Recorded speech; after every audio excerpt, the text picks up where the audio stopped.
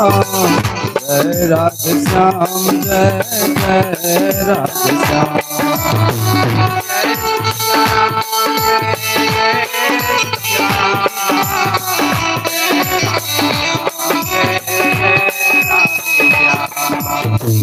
मांगत तुलसीदास कर जोरे बसहु राम सिय मानस मोरे। मांगत तुलसीदास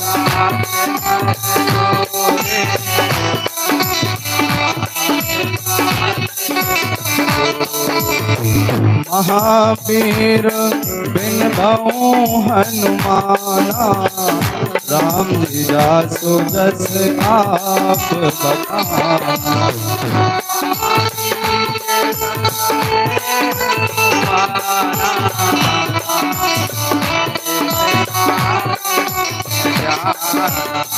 देवी पूज पद कमल तुम्हारे सुर नर मुनि सब होहि सुधारे।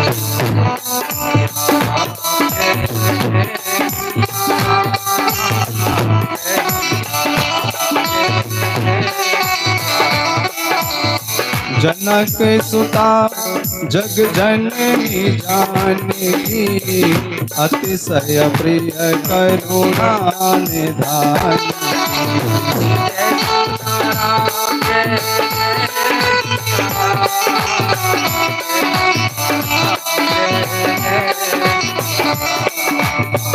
जाके जुग पद कमल मनावऊं जासु कृपा निर्मल मति भावऊं।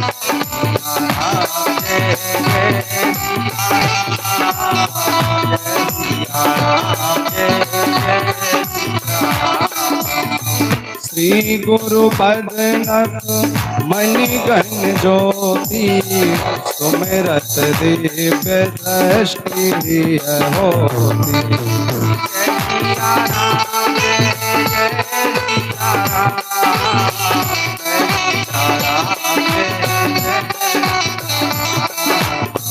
बंदहूँ गुरु पद पदों में परागा सुरुचि सुवास सरस अनुरागा।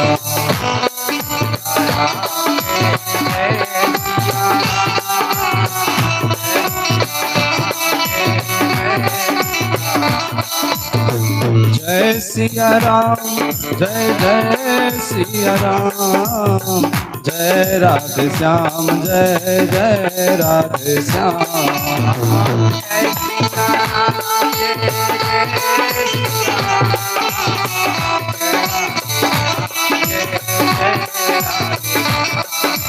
जय सिया राम जय सिया राम। जय राधे श्याम जय राधे श्याम।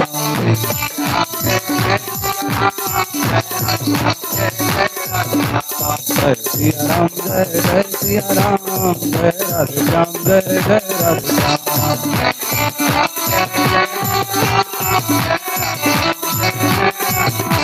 जय सिया राम जय सिया राम। जय राधे श्याम जय राधे श्याम।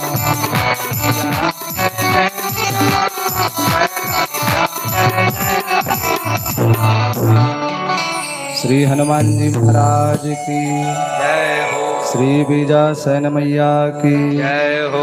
श्रीमद् भागवत महापुराण की जय हो। श्रीमद् रामचरितमानस भगवान की जय हो। जय जय श्री राधे श्याम।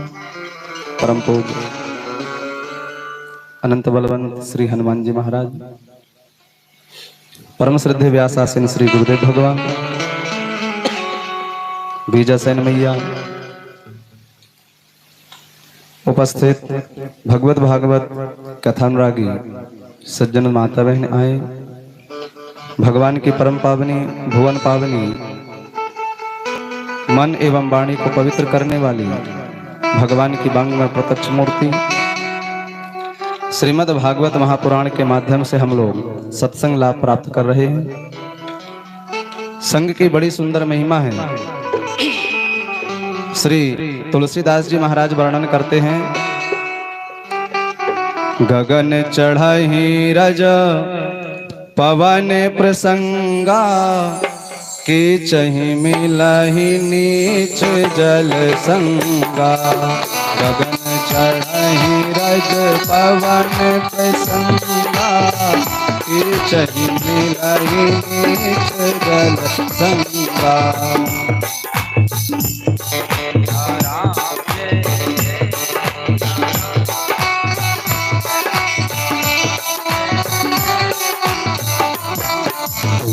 गगन चढ़हि रज पवन प्रसंगा, कीचहि मिलहि नीच जल संगा।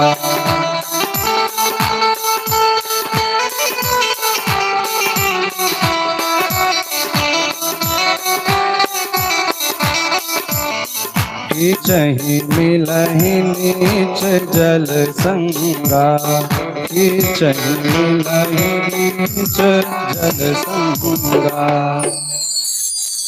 अचानक हवा तूफान चलने के कारण एक ही जगह की धूल उड़ी, और धूल उड़ी तो अलग अलग स्थान में वो पहुंच गई। तो अब देखो, जो अलग अलग स्थान में धूल पहुंची है, दोनों का महत्व अलग अलग हो गया। कैसे? आधी धूल पहुंची है कीच में, तो जो धूल कीचड़ में पहुंची है वो कीच बन गई। तो कीचड़ से क्या होता है? दुर्गंध निकलती है। दुर्गंध निकलती है तो हम लोग नाक दाब करके वहां से भागते हैं।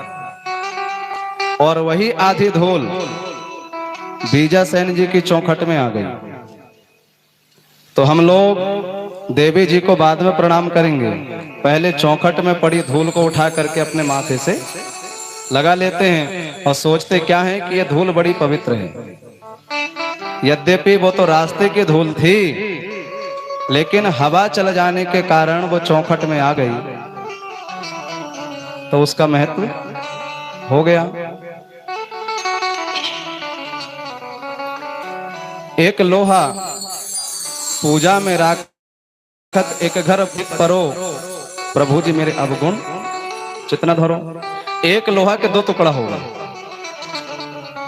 एक टुकड़ा से तलवार बन गई, तो वो जीवों को मारने काटने के काम में आने लगा। और उसी लोहे के टुकड़ा से गरुड़ घंटी बन गई, तो वो मंदिर में टन टन बोलने लगी, उसकी पूजा होने लगी। यद्यपि लोहा तो लोहा था, लेकिन उसकी गरुड़ घंटी बन गई, और गरुड़ घंटी बन गई तो उसका महत्व हो गया, उसकी पूजा होने लगी। एक नदिया एक नार कहावत, मैलो नीर भरो, दोनों मिलकर एक बरन भयो सुर सरी नाम परो, प्रभु जी मेरे अवगुण चित्त न धरो। एक गंगा में एक जमुना में यदि नाला भी जाकर के मिल जाता है, तो उस नाले की भी बढ़िया पूजा होती है। अब नाला तो नाला था, दुर्गंध उससे आती थी, लेकिन वह गंगा में मिल गया तो उस नाले की भी पूजा होने लगी। इसलिए स्थान का महत्व होता है। यदि कोई व्यक्ति गिलास में दूध भर ले और दूध को भर करके भट्टी में जाकर के पिए, तो पी तो रहा है दूध, लेकिन लोग क्या बोलेंगे? पी तो रहा है दूध, लेकिन लोग कहेंगे कि अरे इसने भी शुरू कर दिया, ये भी पीने लगा। भले ही दूध पी रहा है, लेकिन ऐसे स्थान में जाकर के पी रहा है, इसलिए लोग कहेंगे कि इसने भी पीना शुरू कर दिया। इसलिए संग का बहुत महत्व है। इसलिए आए हम लोग भागवत जी के माध्यम से सत्संग रूपी गंगा में गोता लगाएंगे। व्यास जी महाराज ने 17 पुराणों को लिखा, लेकिन एक दिन व्यास जी महाराज बड़े चिंता में थे। उनको लगा कि मैंने बहुत कुछ लिखा है, लेकिन लगता है अभी भी कुछ कमी रह गई। बड़े चिंता में बैठे थे। उसी समय वीणा बजाते हुए उनके पास में श्री नारद जी महाराज पहुंचे। नारद जी ने पूछा कि क्या बात है व्यास जी? पाराशर्य महाभाग भवतः कचिदात्मना परितुष्यसि शारीर आत्मा मानस एव वा। महाराज क्या बात है, आपको इतनी चिंता? व्यास जी ने कहा कि लगता है जरूर मुझ में कुछ कमी रह गई है। आज के समय में यदि कुछ कमी हो हम में, तो हम लोग अपनी कमी देखते हैं क्या? दूसरे की कमियों को तो हम लोग खूब ढूंढते हैं। दूसरे की कमियों को बहुत देख लेंगे, लेकिन किसी व्यक्ति को अपनी कमी नहीं दिखती। अच्छा, यदि बढ़िया बढ़िया काम किया हो तो देखो कैसे बताते। चार लोग जहां इकट्ठे भये और यदि बढ़िया काम धोखा से हो गया तो फिर वही बताएंगे कि भैया हमने ये किया है। हम नहीं होता तो वो काम नहीं होता। अच्छा, आज तक कोई काम रुका है क्या? अब तुम लोगों ने मकान बनाना शुरू किया और आधा ही मकान बना और मर गए, तो क्या वो मकान कभी पूरा नहीं हुआ? भले ही आधा बना है, मर गए, लेकिन तुम्हारे मरने के बाद भी तुम्हारे बालकों ने वो मकान को पूरा बना दिया। अब मर गए तो वो नहीं बनना चाहिए, लेकिन वो भी बन जाता है। इसलिए यदि कोई अच्छे काम हमसे हो रहे हैं तो कभी ये नहीं समझना चाहिए कि हमने किया है, क्योंकि हम तो निमित्त मात्रण भव सव्यसाचिन। हम लोग केवल निमित्त हैं और करने कराने वाले तो सब भगवान ही हैं। इसलिए देखना चाहिए कमी, लेकिन हम अपनी कमी कोई नहीं देखता, बल्कि थोड़ा सा जो अच्छा काम हो गया उसका खूब बखान करेंगे, और हमने जो गलती किया है उसको कभी कोई नहीं बताएगा। कुछ महात्मा ऐसे हो गए जिन्होंने अपने मुंह से अपनी कमी गाई है। वाल्मीकि नारद घट जौनी निज निज मुखनि कही निज होनी। वाल्मीकि नारद घट जौनी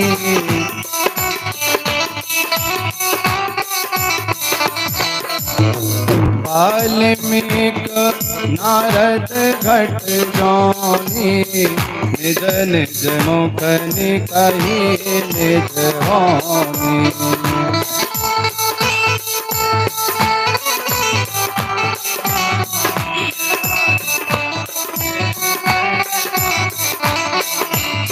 निज निज मुखनि कही निज होनी। निज निज मुखनि कही निज होनी। वाल्मीकि जी ने अपनी कमी अपने मुख से गाई। वाल्मीकि जी कहते हैं कि भैया मैं बचपन का डाकू था, जंगल में आने जाने वाले लोगों को लूट लेते थे और किसी किसी को मार भी देते थे। इतने बड़े डाकू, लेकिन एक दिन उसी रास्ते से सप्त ऋषिगण निकले। वाल्मीकि ने उन्हें भी पकड़ लिया और कहा चलो लाओ, कहां रखे हो?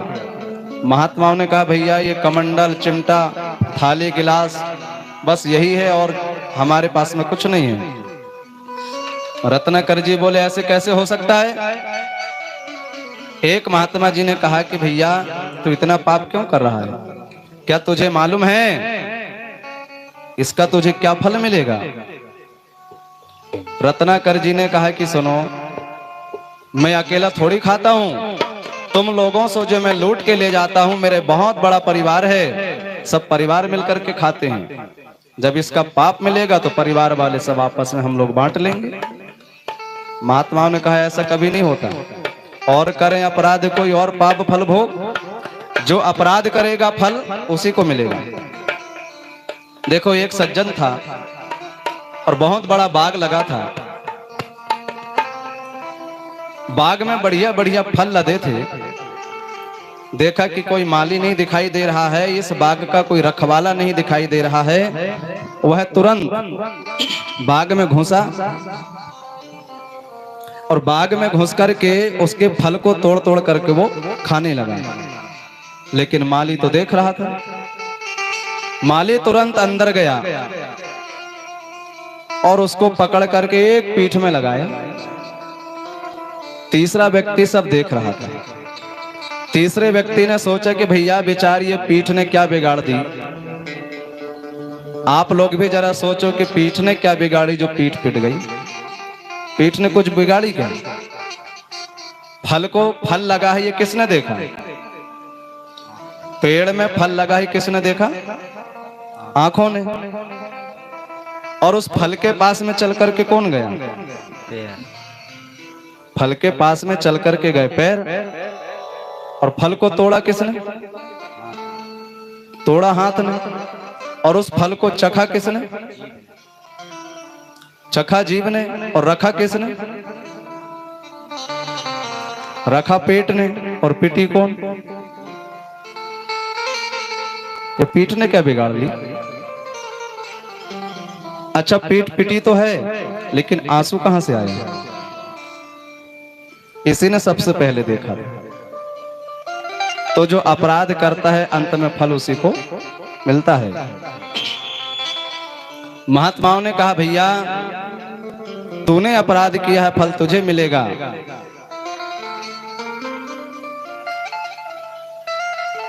और तू कहता है कि परिवार वाले आपस में बांट लेंगे, तो जरा एक बार अपने परिवार वालों से पूछ तो आ। रत्नाकर पूछने को गया। माता पिता से पूछा। माता पिता ने कहा बेटा खिला पिला करके तुझे इतना बड़ा कर दिया, अब भी तू हमें पाप ही देगा? पत्नी से पूछा, बच्चों से पूछा। सुततीय उत्तर दियो प्रचंडा, हम नहीं पापी हैं यमदंडा। हम यम के दंड में भागीदार बिल्कुल नहीं बनेंगे। रत्नाकर जी आए और महात्माओं से कहा कि महाराज मैंने बहुत पाप किया है, अब मैं क्या करूं? महात्मा जी बोले कि राम राम करो। मजाल क्या है जीव की जो राम नाम लेवे, थाप देवे पाप की जो मुंडो फोड़ देवे। हर कोई राम राम नहीं कर सकता और हर कोई कथा में भी नहीं आ सकता।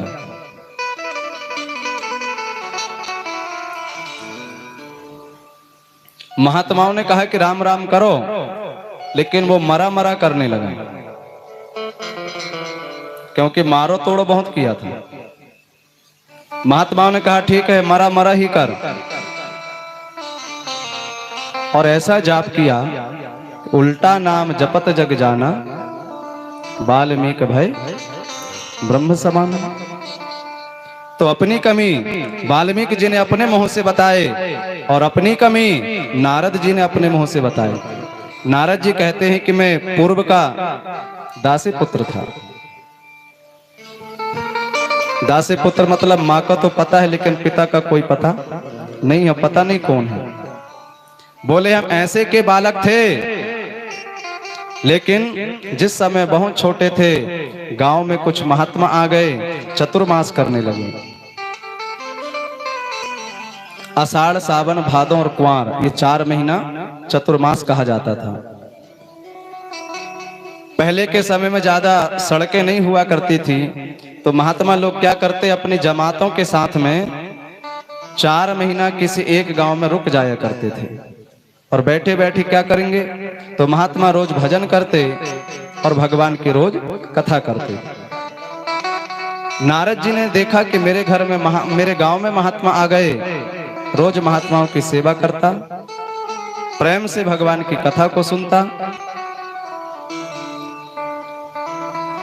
और धीरे धीरे करके चतुर्मास बीतने लगा। महात्मा जब जाने लगे तो नारद जी ने कहा कि मैं भी चलूंगा। महात्माओं ने कहा कि पहले तो सोचे कि चलो बढ़िया हुआ, एक चेला और बढ़ रहा है, लेकिन फिर महात्माओं ने देखा कि इसकी एक बूढ़ी माँ है। महात्माओं ने कहा बेटा अभी तू घर में रहे और घर में रह करके भगवान का भजन कर। नारद जी बोले मैं पढ़ा लिखा नहीं हूं, गिनती कैसे करूंगा। महात्माओं ने कहा गिनती करने की कोई जरूरत नहीं है। बोले जिसका तुम भजन करोगे वो स्वयं ही गिनती करेगा।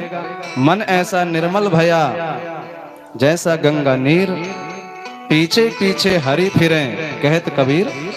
कबीर गिनने की कोई जरूरत नहीं, यदि मन निर्मल हो जाए तो भगवान स्वयं पीछे पीछे घूमते हैं। महात्मा चले गए।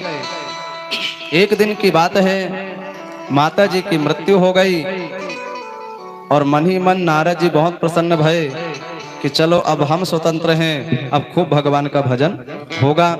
लेकिन लोग दिखावा के कारण वो कुछ रोए और उन्होंने क्या किया, अपनी झोपड़ी में ही चिता बना लिया और माँ के साथ साथ झोपड़ी को भी उन्होंने जला दिया और स्वतंत्र होकर के वो वन की तरफ में चले गए। भगवान का खूब भजन किया। जब उनका पुनः जन्म हुआ तो वही जो बालक था ब्रह्मा जी के मानस पुत्र बन करके जन्म ले लेते हैं। इसलिए नारद जी कह रहे हैं व्यास जी, कहा तो मैं दासी पुत्र था और केवल भगवान की कथा को सुनकर के मैं दासी पुत्र से आज भगवान का पुत्र हो गया। यदि हम बार बार भगवान की कथा सुनेंगे तो क्या होगा, भगवान से प्रेम होगा। अब क्योंकि हम कभी कथा नहीं सुनते किसकी हैं, सुनते हैं संसार की। रात दिन संसार में रह करके संसार की ही सुन रहे हैं, इसलिए रात दिन हम संसार में फंसे रहते हैं। कथा को सुना रुक्मणी ने भगवान को कभी नहीं देखा। वो पत्र लिख करके पहुंचती हैं भगवान के पास में तो वो स्वयं लिखती है मैंने आपको कभी नहीं देखा लेकिन सुना बहुत है। श्रुतवा गुणान भुवन सुंदर शरणतामते निर्विष कर्ण विवरई हरत्वंग तापम। कानों ने बहुत सुना है लेकिन कभी आंखों ने आपको नहीं देखा है, तो सुनकर के ही मैंने आपको अपना पति मान लिया है। तो मतलब यह है कि यदि हम बार बार कानों से भगवान की कथा को सुनेंगे तो अपने आप भगवान में प्रेम हो जाएगा। ये कथा क्या करती है, जैसे कोई वाहन है, मान लीजिए ट्रैक्टर है और तुम्हारी ट्रैक्टर 1-2 महीना तक खड़ी रही और 1-2 महीने के बाद में चाबी लगाएंगे, बताओ स्टार्ट होगी क्या? बैटरी तो उतर गई। अब क्या किया जाएगा, धक्का लगाना पड़ेगा क्योंकि सेल्फ नहीं ले रही है। ऐसे ही कथा नहीं सुनते तो हम लोगों की जो बैटरी है वो डाउन हो जाती है। तो कथा क्या है, कथा है धक्का लगता है और अपने आप चार्ज हो जाते हैं, स्टार्ट हो जाते हैं। इसलिए बार बार यदि भगवान की कथा को सुनेंगे तो अपने आप भगवान में प्रेम हो जाएगा। नारद जी महाराज ने व्यास जी से कहा कि व्यास जी आपने बहुत कुछ लिखा है, भजन पूजन ध्यान समाधि योग आदि के विषय में आपने बहुत लिखा। आपने 17 पुराणों को लिखा है, लेकिन कहा है आपने कभी कृष्ण कथा को नहीं गाया। एक बार जरा आप कृष्ण कथा तो गा करके देखो। कहकर के नारद जी चले गए और व्यास जी महाराज भोले बाबा के पास में पहुंचे। भोले बाबा से निवेदन किया कि आप लिखने में मेरी मदद करो। भोले बाबा ने कहा हमारे बस की बात नहीं है। पार्वती जी से कहा तो वो भी मना कर दी। गणेश जी से कहा तो गणेश जी ने कहा देखो मैं लिखने में तुम्हारी मदद तो कर दूंगा, लेकिन कहा क्या बताऊं, क्यों? बोले मेरी आदत खराब है। क्या आदत खराब? जैसे चूहा की आदत नहीं खराब होती, यदि अनाज की बोरी रखी हो और उसी के बगल में आप सो जाओ और उसी अनाज की बोरी में चूहा घुस जाए, तो बताओ सोने देगा क्या? ना वो सोएगा ना तुम्हें सोने देगा। गणेश जी बोले जैसे हमारी वाहन की आदत खराब है, वैसे ही हमारी भी आदत खराब है। एक बार हम यदि कलम पकड़ लेंगे फिर हम कलम को नहीं रखेंगे, आप बोलते रहना, हम लिखते रहेंगे। व्यास जी ने सोचा बड़ी मुश्किल से मिला है तो विचित्र, लेकिन देखते हैं कहां तक पहुंचते हैं। बद्री नारायण धाम में पहुंच गए। अब उस समय कलम नहीं थी, कोई पेन नहीं था, इसलिए कुंड खोदा गया और गणेश जी के बड़े बड़े दांत वो कलम बन गए।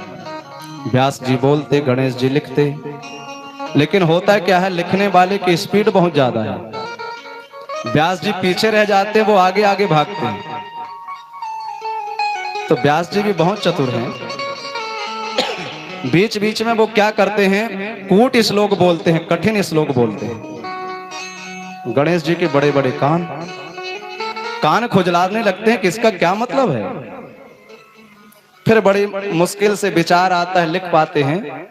एन केन प्रकारेण भागवत जी की लिखाई पूरी हो जाती है। श्रीमद् भागवत महापुराण की, भागवत जी की लिखाई तो पूरी हो गई, लेकिन व्यास जी को अब पुनः चिंता हो गई। अब क्या चिंता? गणेश जी के द्वारा भागवत की लिखाई तो पूरी हो गई, लेकिन व्यास जी ने देखा इतना विशाल ग्रंथ, 18,000 श्लोक, अब इसका प्रचार कौन करेगा? प्रचार का मतलब है कि सही सही प्रचार कौन करेगा? बोले इसका सही सही वही प्रचार कर पाएगा जो परम विरक्त हो, जिसने कभी संसार से प्रेम ना किया हो। जो व्यक्ति संसार से प्रेम करेगा तो वो संसार के अनुसार ही भागवत जी को भी नचाएगा। जैसा वो संसार में देखता है वैसे ही भागवत को भी देख करके बोलेगा। लेकिन जिसने कभी संसार से प्रेम ना किया हो,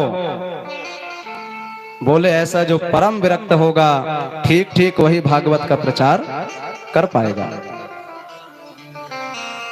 इसलिए व्यास जी ने तप किया और भोले बाबा ने आशीर्वाद दिया कि मैं तुम्हारे यहां बालक बन करके आऊंगा।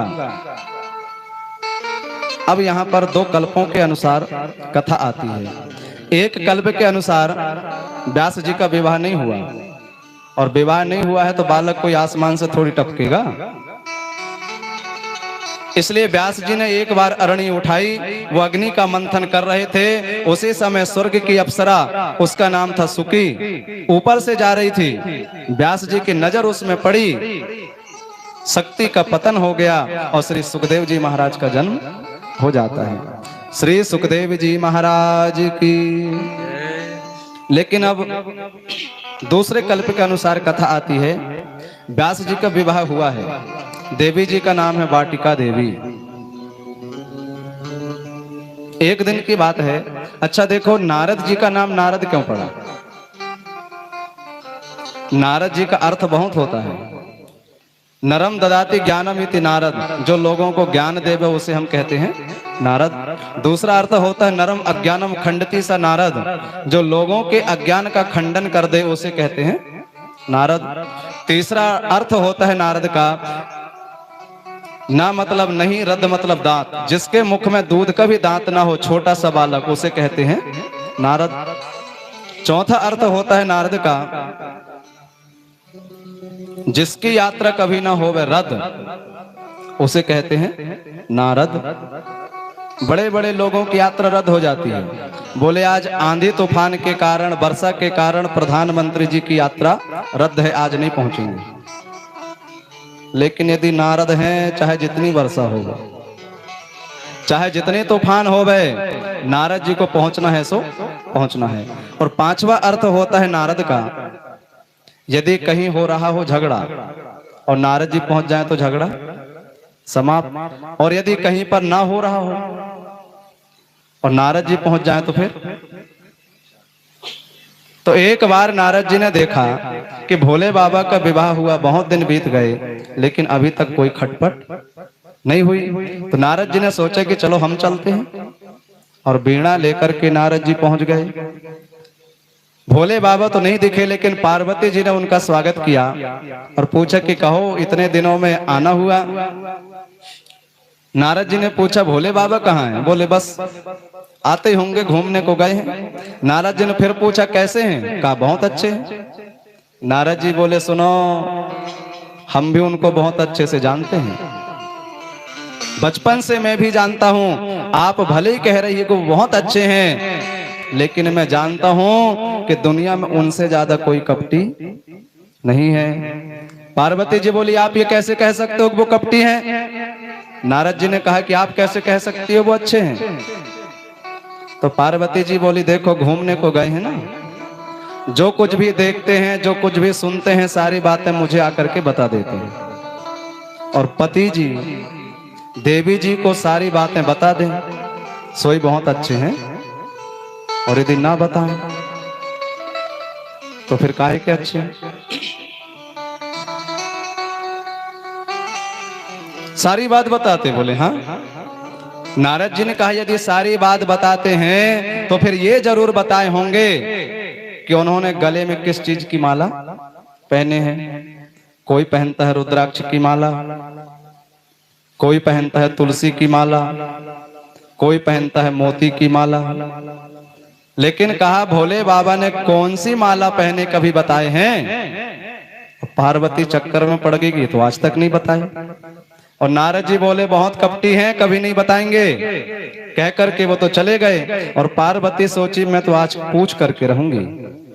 अच्छा पूछना है तो क्या करना पड़ेगा? पूछना है तो कुछ ना कुछ नाटक करना पड़ेगा, और नाटक करना है तो माताओं को सीखना थोड़ी पड़ता है। यहाँ की बात नहीं बता रहे हैं, और जगह एक जगह हम पहुंचे तो एक बुढ़िया माई आई। बुढ़िया माई बोली महाराज बहुत अच्छा हुआ। हमने कहा क्या हुआ? तो वो बोली जो नाती है ना उसका विवाह हो गया, और कहा बहू बिल्कुल चंद्रमुखी है, चंद्रमुखी। दूसरी बरस पहुंचे तो वही बुढ़िया माई कहने लगी महाराज अब तो कुछ गड़बड़ हो गया। हमने कहा क्या हुआ? कहा जो चंद्रमुखी थी ना वो अब सूरजमुखी हो गई, अब कुछ तपने लगी है। तीसरी बरस पहुंचे तो वही बुढ़िया माई कहने लगी महाराज अब तो और गड़बड़ हो गया। हमने कहा क्या हुआ? बोले वो तो पूरी पूरी ज्वालामुखी हो गई, अब तो सीधी फटती है। तो नाटक करना माताओं को किसी से सीखना नहीं पड़ती, ना जाने कहां से अपने आप सीख लेती है। इसलिए पार्वती जी फूल करके बैठ गई कि पूछना है। भोले बाबा लौट करके वापस आए तो भोले बाबा ने देखा कि रोज तो हमें घोटी घोटाई मिल जाती थी, आज घोटने वाली का मालूम नहीं है। चारों तरफ निगाह दौड़ाया, नहीं दिखी। इतनी में पर्वत में नीचे को देखी तो देखे कि फटी पुरानी साड़ी पहनी बैठी है। जैसे रोटी फूल जाए ऐसे फूल करके बैठी है। क्या बात है? कोई बात भई नहीं, कोई झगड़ा नहीं हुआ, आखिर क्या हो गया? तभी भोले बाबा ने उसी समय तब शंकर देखें धरि ध्याना, नारद कीन चरित सब जाना। तब शंकर देखें धरि ध्याना,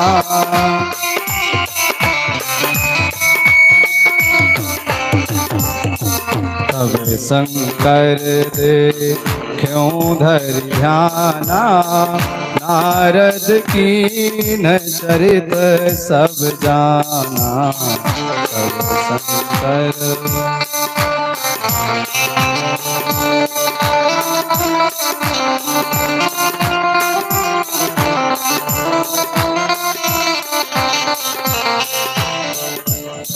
तब शंकर देखें धरि ध्याना, तब शंकर देखे उधर जाना, नारद की न चरित सब जाना, नारद की न चरित सब जाना। भोले बाबा ने ध्यान करके देखा और भोले बाबा बात को समझ गए। भोले बाबा ने देखा और समझ गए कि नारद जी आए थे। अरे कहा, जब नारद जैसे गुरु पढ़ा करके गए हैं, जब नारद जैसे गुरु पढ़ा करके गए हैं तो भला अब किसकी मानेगी?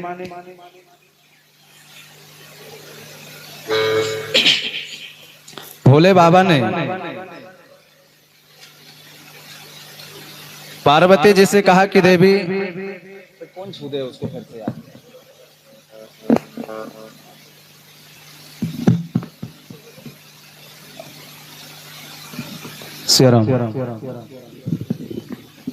श्री हनुमान जी महाराज की जय हो।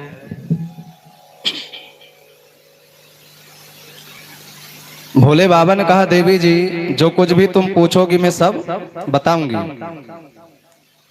कहा क्या बात है?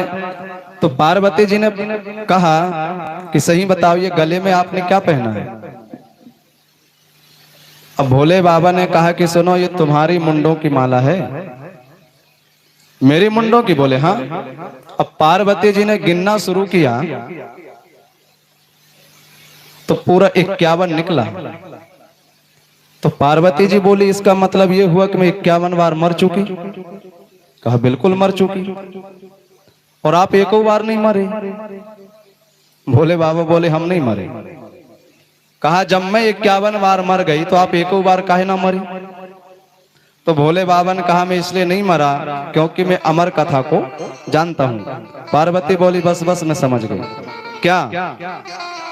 कहा मैं समझ गई कि दुनिया में आपसे बड़ा कोई कपटी नहीं है। भोले बाबा ने कहा क्यों?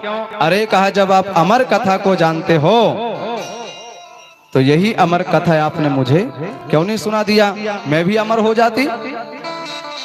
भोले बाबा ने कहा देवी सुनाना तो बहुत बार चाहा, एक बार त्रेता युग माही शंभु गए कुंभज ऋषि पाही, संग सती जग जननी भवानी। लेकर के गया था लेकिन तुम्हारा मन कथा में नहीं लगा और तुमको मरना पड़ा। एक बार प्रभु तरुतर गयऊं तर बिलोक और अति सुख भयऊं, निज कर डासी नागर पुछाला, बैठे सहज ही शंभु कृपाला। मैंने सोचा कि सुना दूं लेकिन तुम्हारा मन वहां भी कथा में नहीं लगा, तुमको बार बार मरना पड़ा। 51 फीट देवी जी का बना है क्योंकि 51 बार उनका शरीर इस पृथ्वी में गिरा, इसलिए 51 मुंड भोले बाबा ने पहन लिए। पार्वती जी हाथ जोड़ करके बोली महाराज अब तो मैं बिल्कुल ध्यान से कथा को सुनूंगी, आप तो कृपा करके सुना दो। भोले बाबा बोले ठीक है एक अवसर और देता हूं। और भोले बाबा ने पार्वती को संग में लेकर के सीधे कहां पहुंचे? अमरनाथ। उनके पास में जो कुछ भी था सब रास्ते में छोड़ दिए। मालूम है न जाने कौन कौन को संग में लिए घूमते हैं। चंद्रमा देखो तो सिर में, गंगा देखो तो सिर में, और नाग देखो तो सिर में, सबको रास्ते में छोड़ दिया। एकमात्र पार्वती जी को संग में लेकर के गए और विशाल वट वृक्ष के नीचे जाकर के वो बैठ गए और सोचा कि ना जाने कितने पक्षी इसमें बैठे होंगे, कहीं ये पक्षी ना सुन ले। अंधस्य दीपम बहिरस्य गीतम मूर्खस्य किम कथा प्रसंगम। अंधे को दीपक दिखाओ, बहरे को गीत सुनाओ और मूर्खों को कथा सुनाओ, कुछ फर्क पड़ेगा? कुछ नहीं होने वाला। इसलिए एक ताली बजाई, सबके सब पक्षी उड़ गए। लेकिन हुआ क्या? उस वृक्ष में एक घोंसला था और उसमें एक सड़ा हुआ अंडा रखा था तोते का। बहुत ताली बजाई, अंडा फूट गया। तीसरी ताली बजाई, स्वस्थ होकर के पक्षी बैठा, लेकिन चौथी ताली तो बजी ही नहीं। चौथी ताली नहीं बजी सो वो बैठा रह गया। और भोले बाबा ने कहा देवी जी, कहा मेरी एक आदत खराब है। क्या? बोले दुनिया में जितने भी वक्ता होते हैं सब आंखों को खोल करके कथा कहते हैं, लेकिन मैं जब भी कथा को कहता हूं मेरी आंखें बंद हो जाती हैं। एक ही श्रोता और एक ही वक्ता, ना जाने तुम्हें कौन सी बात खराब लग जाए तुम उठ करके चली जाओ, और मेरी आंख बंद है तो मैं फालतू कथा बोलूंगा क्या? पार्वती जी बोली तो कहा एक काम करना, बीच बीच में हुंकारी थोड़ा हूं करते रहना तो मुझे मालूम चलेगा कि तुम कथा सुन रही हो। आंख तो बंद रहती है लेकिन कान थोड़ी बंद रहेगा। पार्वती बोली ठीक है, ये तो मैं करती रहूंगी। भोले बाबा ने कथा प्रारंभ कर दिया और जैसे तैसे करके पार्वती जी आधी कथा तक पहुंची और बढ़िया सी उनको नींद आ गई। अब क्या किया जाए, ये कथा में आ ही जाती है, किसी किसी को आ ही जाती है और कोई कोई आते इसलिए हैं कि घर में ठीक से नहीं हो पाता। वहीं बढ़िया एक बूढ़ा रहा, एक महात्मा जी रोज कथा कहते और वो कथा में आता सो जाता। एक छोटा सा नाती को साथ में लेकर के आते, जब कथा पूरी हो जाती तो वो छोटा सा नाती उस बूढ़े को जगा करके उसकी लाठी हिला हिला करके जगा करके घर तक ले जाता। एक दिन महात्मा ने उस बालक को बुलाया, कहा यहाँ आया। बालक आया, क्या है? कहा ये तुम्हारे कौन है? कहा दादा हैं। कहा तू ही लेके आता? बोले हाँ। कहा मैं पढ़ता हूँ, लेकिन जहां कहीं भी जितने दिन की कथा होती है उतने दिन की मेरी छुट्टी हो जाती है, और मेरी ड्यूटी ये रहती है कि दादाजी को कथा तक ले जाओ और कथा होने के बाद में जगा करके घर तक ले जाओ। महात्मा जी बोले ये 1 रुपया पकड़, और कहा सुन कल अपने दादाजी को कथा में मत सोने देना। उसने कहा ठीक है, नहीं सोने दूंगा। अब दूसरे दिन बूढ़ा आया तो सोने की तैयारी करने लगा, लेकिन उसने उसी की छड़ी हिला हिला करके पूरी कथा में बिल्कुल नहीं सोने दिया। जब वो बूढ़ा घर गया तो बालक से कहा क्यों तूने आज कथा में सोने नहीं दिया? तो बालक बोला देखो महात्मा जी ने 1 रुपया दिया था और कहा था कि सोने मत देना, सो मैं नहीं सोने दिया। बूढ़ा समझ गया। बूढ़ा बोला 2 रुपया पकड़, लेकिन सुन कल कथा में आराम से सोने देना। अब आया तो फिर सो गया। महात्मा ने देखा कल जगाया था, आज क्यों नहीं जगाया? फिर बुलाया, कहा यहाँ आया, क्या है आज क्यों नहीं जगाया? बोले आपने 1 रुपया दिया था, मैंने जगा दिया था। अब उन्होंने 2 रुपया दे दिया, मैं क्यों जगाऊं? बोले कल फिर जगाना हो तो आप 3 रुपए दो। तो कुछ लोग आते ही हैं कि बढ़िया वहीं आनंद होगा। पार्वती जी को भी नींद आ गई, लेकिन तोता का मन कथा में लग गया। तो उसने सोचा यदि ये हूं नहीं होगा तो कथा भी स्टॉप हो जाएगी, क्या किया जाए? तो उसने हूं करना शुरू कर दिया और धीरे धीरे करके अमरनाथ में पूरा 1 माह तक कथा भाई।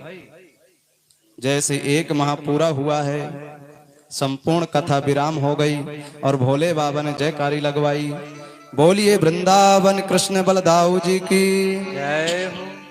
तुरंत पार्वती जी आंखों में उंगली लगाकर उठ करके बैठ गई और भोले बाबा ने कहा देवी जी पहला अवसर है कि तुमने पूरी कथा को सुन ली, इसका मतलब यह हुआ कि तुम अमर हो गई।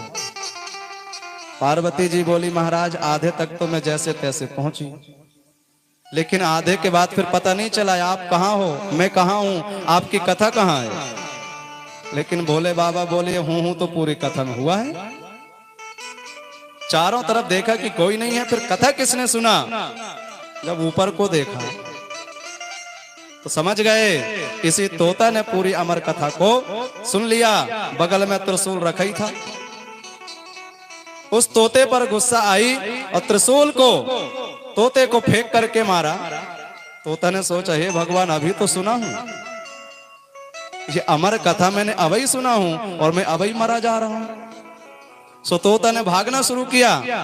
अब आगे आगे तोता, पीछे पीछे त्रिशूल। सवेरे सवेरे का समय था। जब हम लोग सवेरे उठते हैं तो क्या करते हैं? अपने आप मुंह फाड़ते हैं, लगता है कि हर हर महादेव कर रहे हैं। आलस रहता है तो जम्हाई आती ही है। तो व्यास जी की जो देवी थे वाटिका देवी, वो सवेरे सवेरे उठी ही थी, और जैसे ही उन्हें जमाई आया तो तोता ने सोचा इससे बढ़िया और घोंसला कौन सा हो सकता है।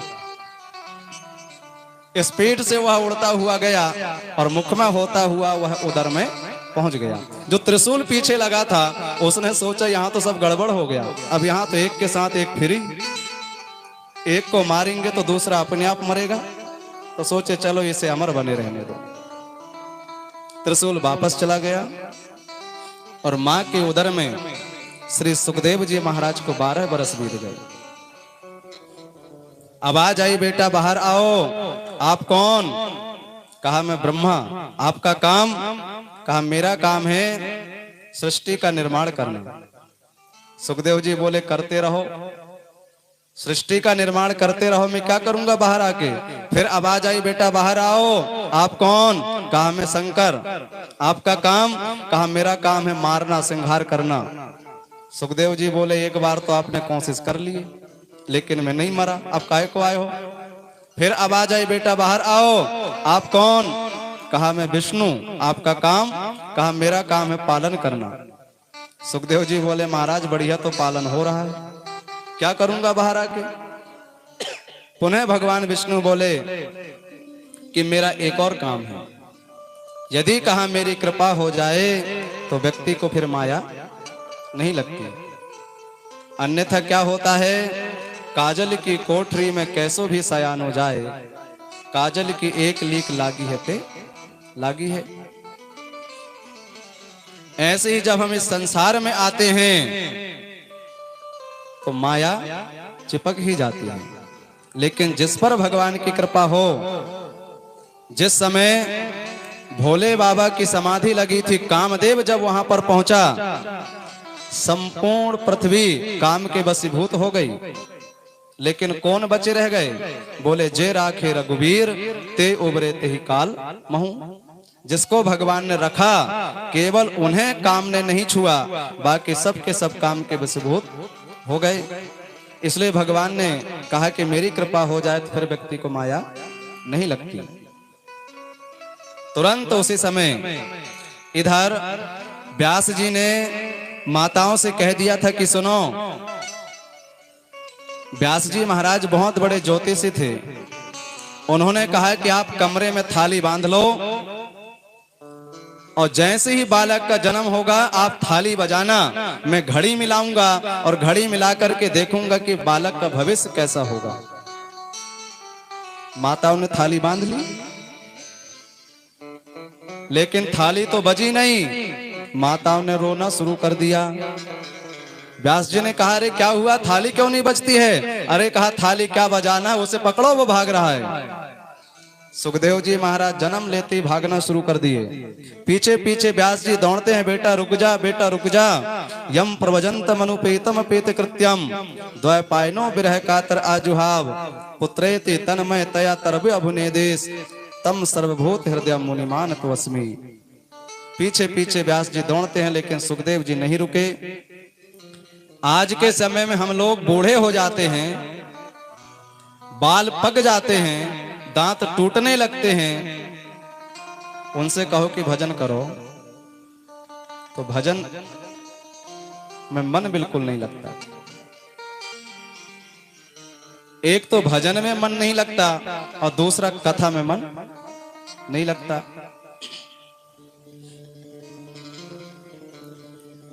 गांव में एक सज्जन थे, उनके घर में उसके घर में कोई संतान नहीं थी। उसे पता चला कि नगर के बाहर में एक स्थान में एक महात्मा जी रहते हैं, तो गया उनके चरणों में खूब सिर पटका। महात्मा जी ने आशीर्वाद दिया कि जा ठीक है बालक होगा। बालक हो गया। अब जब बालक हो गया तो उसने क्या किया, अपने घर में नाचने वाले को बुला लिया।